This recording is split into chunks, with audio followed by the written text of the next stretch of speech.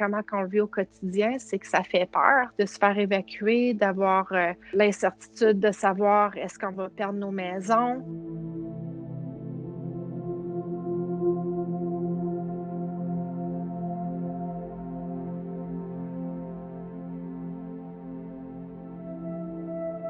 Cette année, ça a été terrible. Depuis la fête du Canada, en fait, les feux ont commencé, puis ça l'a pas arrêté depuis ce temps-là.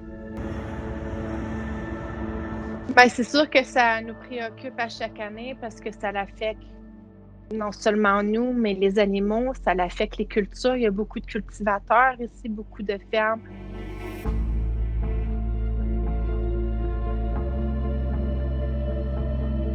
La fumée, c'est intense.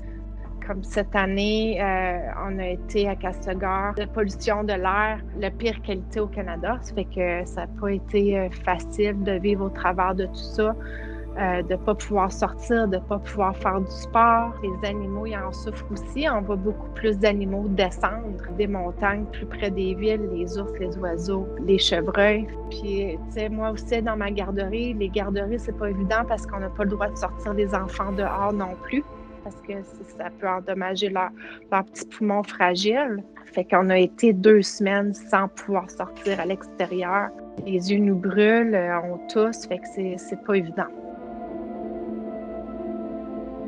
En espérant que ça soit pas comme ça à chaque été, mais on sait pas. On peut pas le prédire, on peut pas prédire l'avenir. Fait que c'est toujours en y pensant, puis en faisant des choix en conséquence, puis en se préparant aussi, mentalement, mais aussi physiquement, parce que quand tu es en évacuation, ben t'as pas le temps de penser à quoi apporter.